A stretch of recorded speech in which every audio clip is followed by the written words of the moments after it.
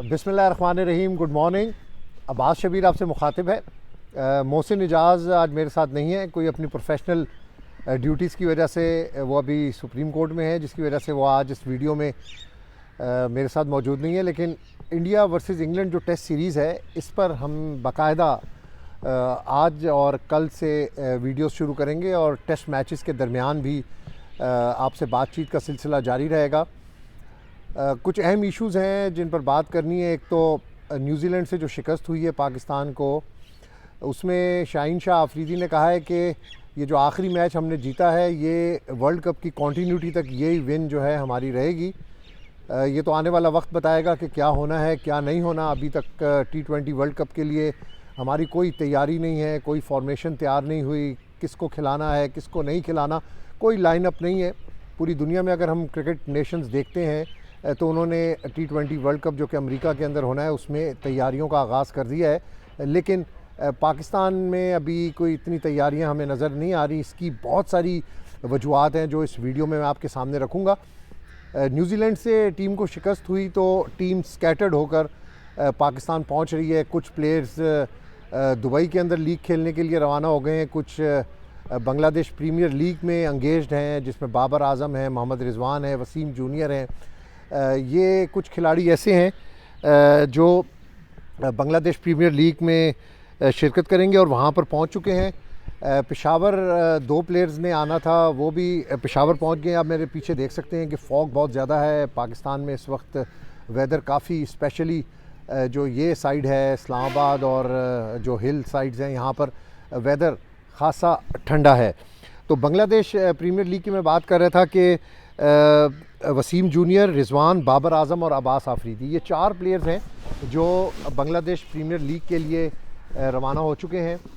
अब आप देखें कि सिर्फ दो लीग्स खेलने की इजाज़त दी गई थी क्रिकेट बोर्ड की तरफ से कि प्लेयर्स के ऊपर ज़्यादा लीग्स ना खेली जाएं, क्योंकि जब प्लेयर्स ज़्यादा लीग खेलते हैं तो अपने क्रिकेट के लिए वो अवेलेबल नहीं होते हैं, इंजर्ड हो जाते हैं। जिस तरह अब्बास आफरीदी भी एक मैच के बाद वहाँ पर इंजरी का शिकार हुए। बहुत से ऐसे प्लेयर्स हैं जो एक्सेसिव प्रीमियर लीग खेलते हैं तो इंजर्ड हो जाते हैं, जिसकी वजह से क्रिकेट बोर्ड ने ये फ़ैसला किया कि खिलाड़ियों को ज़्यादा प्रीमियर जो लीग्स हैं उनको खेलने की इजाज़त नहीं दी जाएगी। सिर्फ दो NOCs दिए जाएंगे, दो लीग्स के NOCs दिए जाएंगे कि सिर्फ खिलाड़ी दो लीग्स खेल सकते हैं। ये पिछले दौर के अंदर, ये जो दौर अभी ख़त्म हुआ ज़का अशरफ साहब का, उसमें ये सेंट्रल कॉन्ट्रैक्ट में चीज़ें शामिल की गई थी कि प्लेयर्स ज़्यादा से ज़्यादा मैक्सिमम अपनी क्रिकेट खेलें, अपने मुल्क के लिए क्रिकेट खेलें, क्योंकि जब प्लेयर्स ज़्यादा लीग्स खेलते हैं तो वो इंजर्ड हो जाते हैं और जब पाकिस्तान में खेलने का और पाकिस्तान के लिए खेलने का मौका आता है तो प्लेयर्स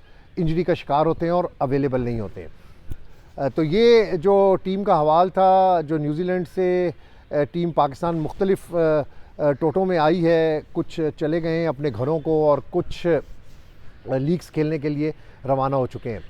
अच्छा, बांग्लादेश प्रीमियर लीग में मोहम्मद हारिस को भी इजाज़त नहीं मिली लीग खेलने की, क्योंकि वही जो मैं आपको बात बता रहा हूँ कि दो लीग्स खेलने के लिए NOC क्रिकेट बोर्ड की तरफ से कहा गया है कि सिर्फ प्लेयर्स को दिया जाएगा। तो मोहम्मद हारिस बांग्लादेश पहुँचे थे लीग के लिए उन्होंने रिप्रेजेंट करना था एक टीम को, लेकिन वहाँ पर जब वो पहुँचे तो उनको पता चला कि पाकिस्तान क्रिकेट बोर्ड की तरफ से नो ऑब्जेक्शन सर्टिफिकेट NOC उनको जारी नहीं हुआ। उनको मजबूरन वतन वापस आना पड़ा और बहुत से प्लेयर्स को ये कहा गया है कि दो लीग्स से ज़्यादा आपको NOC नहीं दिया जाएगा, तो इसलिए आप सिर्फ दो लीग्स जो खेलते हैं वही अप्लाई करें लीग्स, उसके अलावा आपको NOC नहीं दिया जाएगा। क्योंकि आगे अहेड पे PSL भी है, जो हमारे क्रिकेट प्लेयर्स हैं उन्होंने PSL भी खेलना है, फिर उसके बाद इंग्लैंड के अंदर T20s हैं और फिर USA में T20 वर्ल्ड कप है।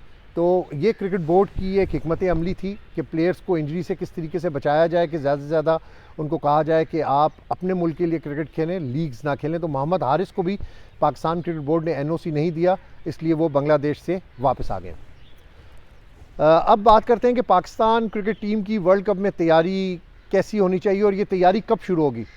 मैं आपको बता रहा हूँ कि पाकिस्तान क्रिकेट के अब पॉज लग गया है। पाकिस्तान क्रिकेट पर चूँकि अब नई मैनेजमेंट ने आना है, तो अभी जो चीज़ें पिछले 6 माह के अंदर हुई थी उसको पॉज लग गया है और आइंदा आने वाले दिनों में ये तमाम चीज़ें जो हैं वो डिलीट हो जाएंगी। एक नया सॉफ्टवेयर अपलोड होगा और नए तरीके से क्रिकेट शुरू होगी। ये मेरे जो सोर्सेज हैं ये बताते हैं कि अब मोहम्मद हफीज़ जो मिकी आर्थर की जगह जिन्होंने टीम को ज्वाइन किया था, अब उनका फ्यूचर भी बहुत डार्क नज़र आ रहा है। कुछ हल्के ये बताते हैं कि मोहम्मद हफीज़ चूँकि ज़का अशरफ साहब उनको लेकर आए थे और इस होप के साथ लेकर आए थे, इस होप के साथ उनको टीम डायरेक्टर मिकी आर्थर की जगह पर बनाया था। हालांकि पाकिस्तान के अंदर बहुत सारी रिजर्वेशंस थी कि मोहम्मद हफीज़ उस कैलिबर के प्लेयर नहीं है। ठीक है, वो अच्छे प्लेयर थे, अपने मुल्क के लिए उन्होंने बड़ी खिदमत की, लेकिन उनका ऐसा एक्सपीरियंस नहीं है कि वो टीम को as a director, as a coaching director lead करें। तो ये बहुत ज़्यादा रिजर्वेशन थी और यहाँ पर बहुत ज़्यादा साबिक क्रिकेटर्स की तरफ से भी ये बातचीत की गई थी कि मोहम्मद हफीज़ को टीम के साथ लगाना जो है वो बेहतर नहीं होगा। लेकिन साबिक मैनेजमेंट कमेटी ने मोहम्मद हफीज़ पर एतमाद का इजहार किया और उनको मिकी आर्थर की जगह टीम डायरेक्टर लगाया। ठीक है, मिकी आर्थर और जो फॉरेनर कोचेज़ हैं उनसे हमारी जान छूटी है, लेकिन मोहम्मद हफीज़ के हवाले से जो साबिक टेस्ट क्रिकेटर हैं, क्योंकि पाकिस्तान के अंदर हमेशा से ये होता है कि एक प्लेयर दूसरे प्लेयर पर उस वक्त तनकीद कर रहा होता है कि उसने कहीं ना कहीं क्रिकेट बोर्ड के अंदर सर्व करना होता है, बाद में पता चलता है कि वो अपनी नौकरी की तलाश के अंदर होता है। तो इसी तरह ये सेटअप पाकिस्तान का चलता है और ये चलता रहेगा। तो मोहम्मद हफीज़ का जो फ्यूचर है वो थोड़ा सा अभी मुझे डार्क इसलिए नज़र आ रहा है कि न्यूजीलैंड और Australia 2 test cases Mohammad Hafeez को दिए गए थे। ऑस्ट्रेलिया में भी जो हम 3 टेस्ट हारे, बहुत बुरी तरीके से हारे, उसमें भी हमें कोई टीम स्टाफ और टीम कोचेस की तरफ से कोई ऐसी कारकर्दगी नज़र नहीं आई कि प्लेयर्स के अंदर वो रिफ्लेक्ट करे कि उन्होंने कोई ऐसी चीज़ प्लेयर्स को दिखाई हो जिससे कोई टीम विनिंग ट्रैक के ऊपर आए। वही माजी की गलतियां प्लेयर्स करते रहे और माजी की तरह ही पाकिस्तान को शिकस्त हुई ऑस्ट्रेलिया में 3-0।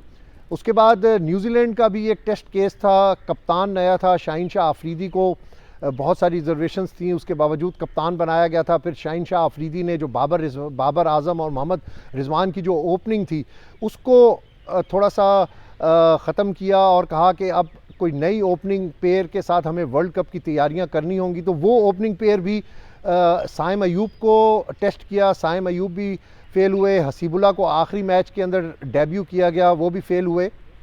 तो इसलिए ये भी एक टेस्ट केस था। मोहम्मद हफीज़, सईद अजमल, उमर गुल और यासिर अराफात, जो स्पेशली जिनको T20 के लिए पाकिस्तान बुलाया गया था लंदन से और कहा गया था कि पता नहीं इन्होंने कौन सी ऐसी इनके पास गिदड़ सिंगी है कि ये आएंगे और T20 के अंदर कुछ चमत्कार करेंगे और प्लेयर्स के अंदर कोई ऐसी चीज़ डालेंगे कि प्लेयर्स बहुत अच्छा परफॉर्म करेंगे। लेकिन बदकिस्मती से न्यूजीलैंड में भी पाकिस्तान बहुत बुरा खेला। T20 सीरीज़ आप देखें कि किस एवरेज से पाकिस्तान हारा। स्पेशली जो हमारा स्ट्राइक रेट था, जो हमारे प्लेयर्स का स्ट्राइक रेट था, वो भी अप टू द मार्क नहीं था। टीम की जो बैटिंग परफॉर्मेंस की अगर हम बात करें तो बैटिंग भी टोटली सीरीज़ के अंदर कोलैप्स रही।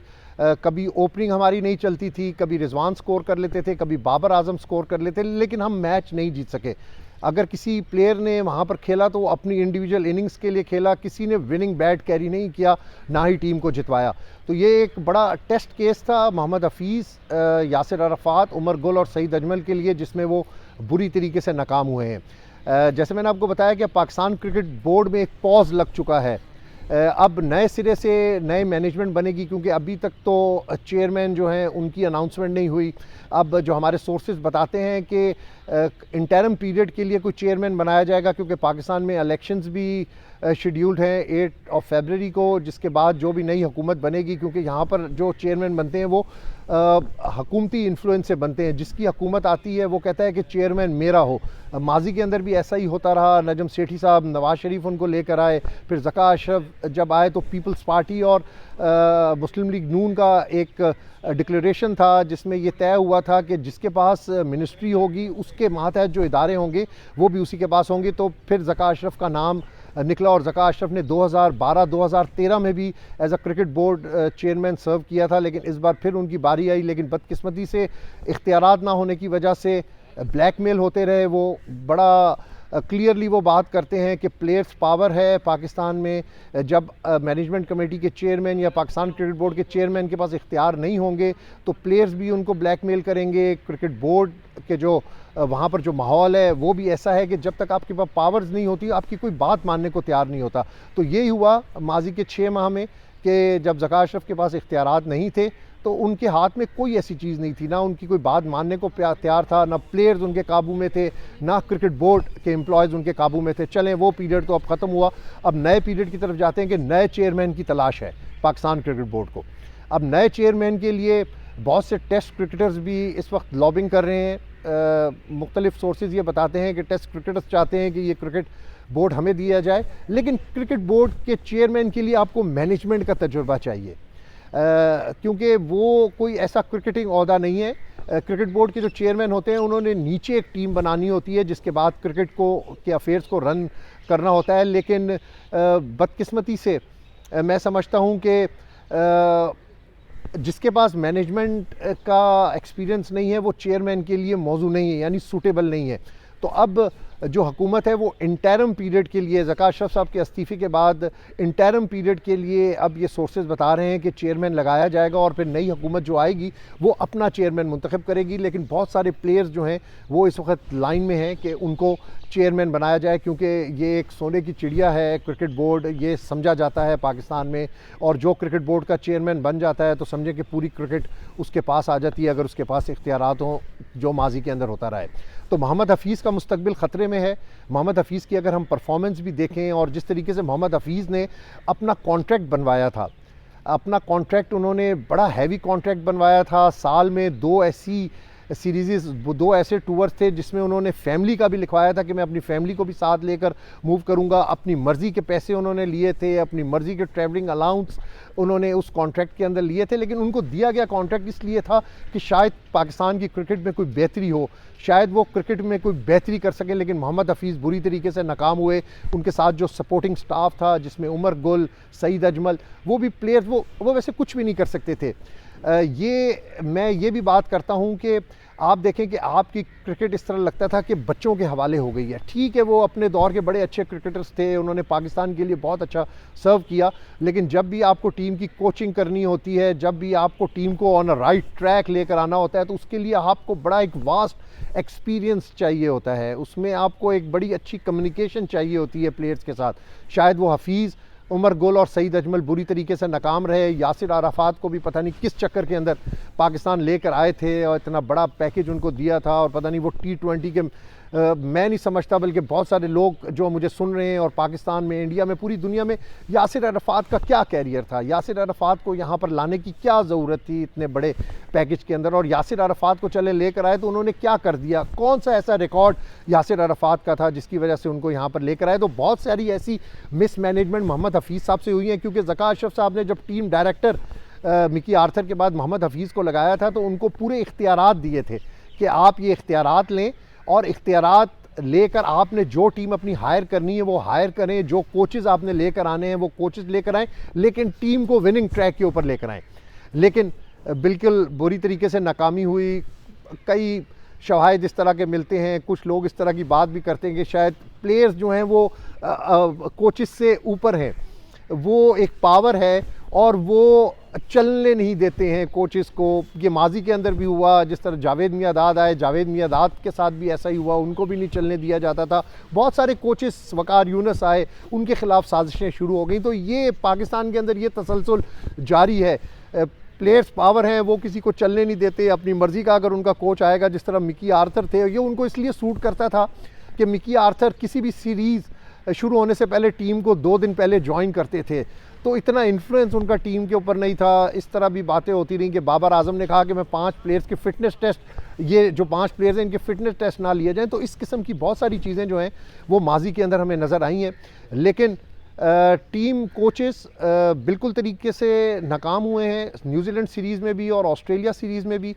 अब नई मैनेजमेंट आएगी, नए चेयरमैन आएंगे, नए सिरे से कोचेस अपॉइंट किए जाएंगे, पता नहीं कौन आएगा। बहुत सारे हमारे टेस्ट क्रिकेटर्स जो हैं वो एक्स टेस्ट क्रिकेटर्स, वो भी मौका देखने के और मौके के फ़ायदा उठाने के चक्रों में हैं कि शायद उनको कोचेस लगा दिया जाए, टीम के साथ लगा दिया जाए। लेकिन फॉरेनर कोचेस भी आ सकते हैं। अब ओवरनाइट जो है वो पाकिस्तान के अंदर, क्रिकेट के अंदर बहुत चेंजेस आते हैं। जिस तरह ओवरनाइट ज़का अशरफ साहब ने इस्तीफ़ा दे दिया, मोहम्मद हफीज़, जो टीम इन्होंने अपॉइंट की थी, ये माजी के अंदर रहा है कि जो भी नया चेयरमैन आता है वो अपनी टीम लेकर आता है। तो इसलिए मोहम्मद हफीज़, यासिर अराफात, उमर गुल और सईद अजमल का मुस्तकबिल जो है वो अब पाकिस्तान टीम के साथ मुझे जो है वो ख़तरे में लग रहा है। अब चूँकि जो उनको टास्क दिया गया था 2 सीरीज़ का, वो उस टास्क में बुरी तरीके से नाकाम हुए हैं। अब वो आकर अपनी रिपोर्ट देंगे, किसको देंगे, क्योंकि अभी तक कोई भी चेयरमैन अपॉइंट नहीं हुआ। आइंदा 1-2 दिनों में इस तरह है कि बीओजी नया फॉर्म होगा और उसके बाद शायद इंटरम पीरियड के लिए कोई कोच लगा दिया जाए, इंटरम पीरियड के लिए मैनेजमेंट कमेटी बना दिया जाए। लेकिन हमें ये देखना होगा कि यूएसए में जो वर्ल्ड कप है उसमें पूरी दुनिया की टीमें इस वक्त तैयारी कर रही हैं, लेकिन पाकिस्तान के अंदर अभी तक स्टिल हम हैंगिंग पोजीशन के अंदर हैं। ना हमारे कोचेस जिनको ड्यूटीज़ दी गई वो खिलाड़ियों से परफॉर्म करवा सके, ना हमारे प्लेयर्स कोई अच्छे तरीके से परफॉर्म कर रहे हैं। अब आप देखिएगा कि बांग्लादेश प्रीमियर लीग के अंदर खिलाड़ी किस तरह परफॉर्म करेंगे, क्योंकि लीग्स के अंदर ये प्लेयर्स बहुत अच्छा खेलते हैं, लेकिन जब अपने मुल्क के लिए खेलना होता है तो ये इतना अच्छा परफॉर्म नहीं कर रहे होते। आगे पीएसएल है, इंडिया वर्सेस इंग्लैंड एक बड़ी सीरीज़ होने जा रही है, टेस्ट मैचेस हैं, 5 टेस्ट मैचेस हैं, उस पर भी आपसे मुसलसल हम राब्ते में रहेंगे। और उसके बाद आईपीएल है, पीएसएल है, फिर यूएसए का T20 वर्ल्ड कप है।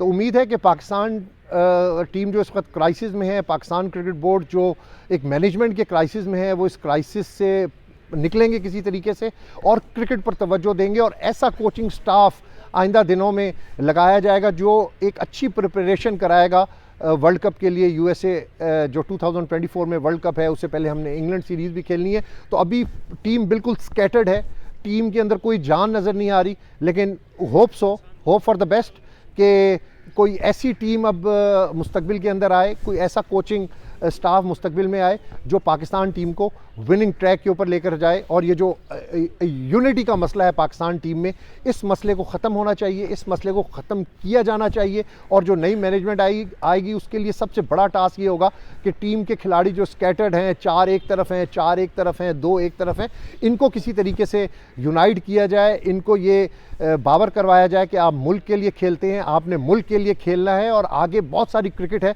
जिसमें आपने अपने मुल्क को जितवाना है।